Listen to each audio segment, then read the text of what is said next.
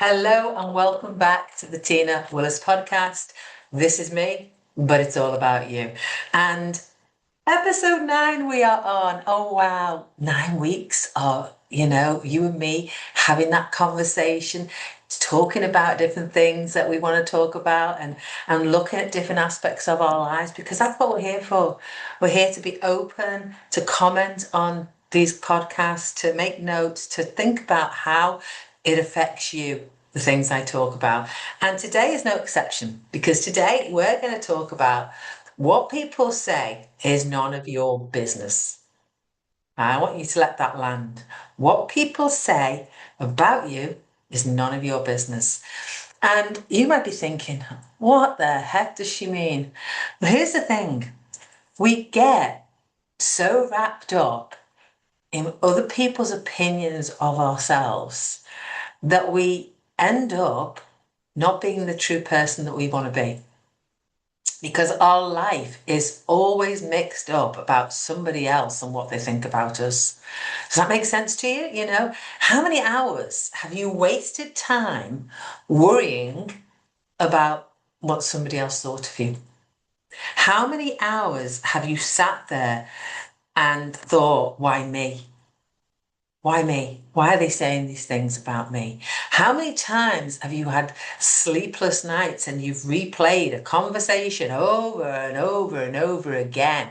Or maybe you've actually changed your behavior because you were frightened of somebody else judging you. I remember that so well because I've done it for years.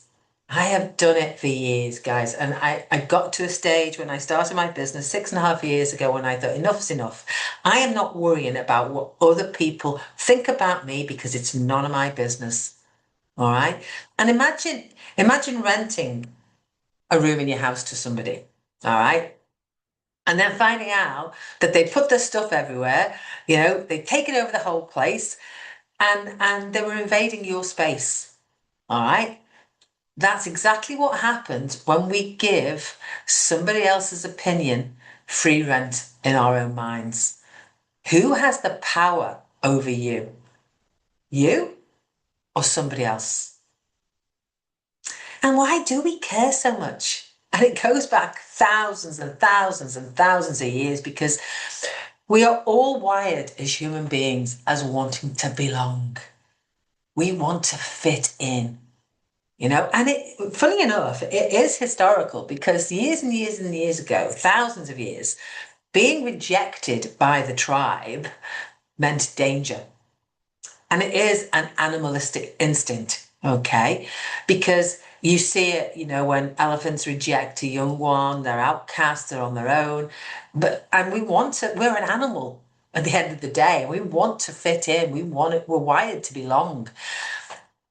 But today that rejection means that, we're judged by decisions we make for ourselves. We're commented about, we're dissed, we're unfriended. Somebody's unfollowed us on Facebook, whoopee-doo. Or somebody didn't like our post, what the heck? You know, but our brain still reacts as though it's threatening, all right? And your brain is actually trying to protect you. But what it's doing really is holding you back. It's limiting you, okay? Because we go into that fight or flight mode, all right? And I've learned over so many years that what they think about me actually is none of my business because it's like a domino effect. Because when you think about it, other people's opinions about you, they're doing exactly the same thing as you're doing. So, for example, you're worrying about what they think about you. They're worrying about what somebody else thinks about them. That somebody else is worrying about what somebody else is thinking about them. And before you know it, it's a domino effect. So think about think about standing in front of 10 mirrors. All right. Every mirror reflects you differently back to yourself. Some are clear, some are cracked, Some make you look taller, some make you look smaller, some make you look bigger or thinner. None of them actually really change who you are. It's just a reflection of a mirror of somebody else's experience. All right. People's opinions work exactly like those mirrors. They reflect their experiences, but not your worth. You haven't changed. You're still the same person. You're still that same individual, you know? And for years, so many of us, I did it too, you carry this backpack on your shoulders. I want you to think about this. Babies never had the backpack. Toddlers never had a backpack. Young children never had that backpack. They were carefree. They didn't care about what other people thought about them. They were young. They were happy. They were joyful. They were too busy pinching things off supermarket shelves and putting them in their trolleys without asking their mummies. That was what we were like. We had no thoughts, no opinions until we got older and life took over. And over all those years, we have been basing this backpack and filling this backpack with somebody who's told us you'll never make it. Somebody who's told us we're too fat or we're too thin. Somebody who's told us, who do you think you are? Somebody who said, you've changed. Somebody who said, you're not clever enough. You're not attractive enough.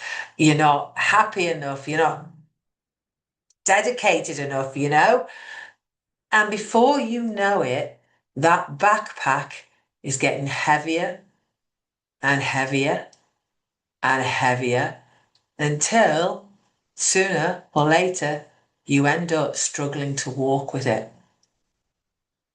And my question to you is, why are you carrying bricks that don't belong to you? Why? I want you to ask yourself that question. Why are you carrying bricks that don't belong to you? I look back at my corporate life, and it was a good career. I unfortunately became very ill with it because of all the hours I was working. I was promoted. I was climbing that corporate ladder. And the higher I climbed, the more accolade I got. And people saying, well done, Tina. You're doing great in that corporate job. Look at the money you're earning. It's amazing. Then others might be saying, Tina, you're working too much. You've got no time for your family. Other people are saying, God, she's so ambitious. She's climbing that ladder. Look at her go, And I was judged in different ways all along the way. Some good, some bad, some indifferent.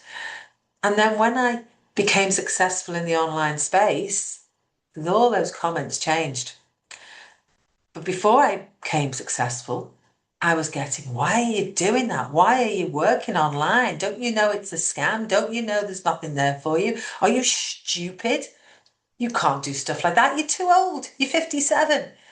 And the backpack started getting heavier again, And then when I left corporate, because I became successful in the online space, suddenly I was mad. You'll fail. You're stupid. What are you doing? You're walking away from a career. You're earning all that money and it'll never last.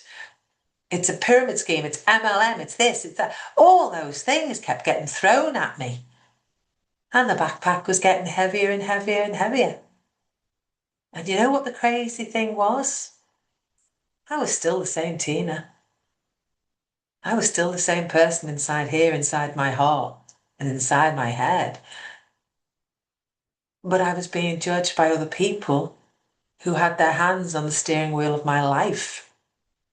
Thank God I never, ever listened to them and took their advice. Thank God for that. Oh my God. Imagine if I had. I wouldn't be here where I am.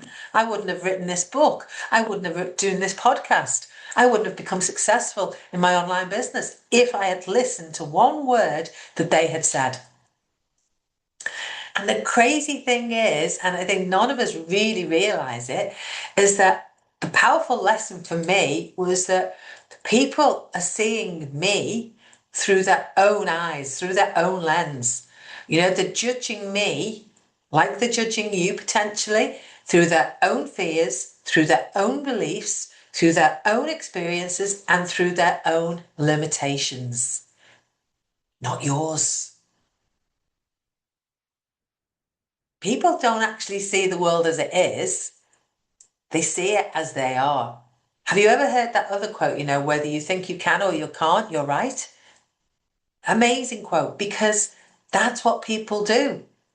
People judge other people on their own perceptions and their own fears and their own lens and their own beliefs. So when I say that what other people think of you is none of your business, it's so true because it's all about them, not you. All right.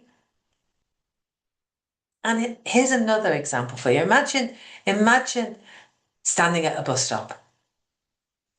All right. Buses arrive, some stop, some don't. Some go somewhere you want to go, some don't. Opinions are exactly the same. You don't have to get on every bus because you know what? If you do, you aren't going to end up in a destination you don't want to be in. You're going to end up late for somewhere in your life. You don't have to accept everybody's opinion, okay? Just because somebody offers it to you, it doesn't mean you have to carry it. So we we do it in all way through our lives. So we've done it for years. It's time to take that backpack off. It's time to take it off and throw it away. Or if it's easier for you to do, open it up, take it off, open it up and start throwing it one by one. All those negative comments, all those negative memories, all those things that people have said to you throughout your life that aren't true, that are judged by their own perceptions of their own fears and doubts and insecurities. So instead of thinking, what do they think of me? Ask, is that true? Is it helpful? Would I even ask that person for advice? Because if not, why am I accepting that criticism? Why? The thing is,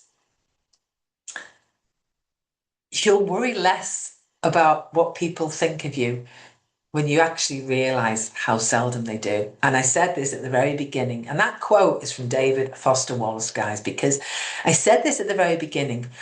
You are so wrapped up in what people think of you, all right, that you don't actually realize that the person you think who is dissing you and thinking of you and commenting about you behind your back is actually so wrapped up in what another person's thinking of them, and another person's thinking of them, and another person thinking of them. Who cares? Are you going to let them have their hands on the steering wheel of your ship?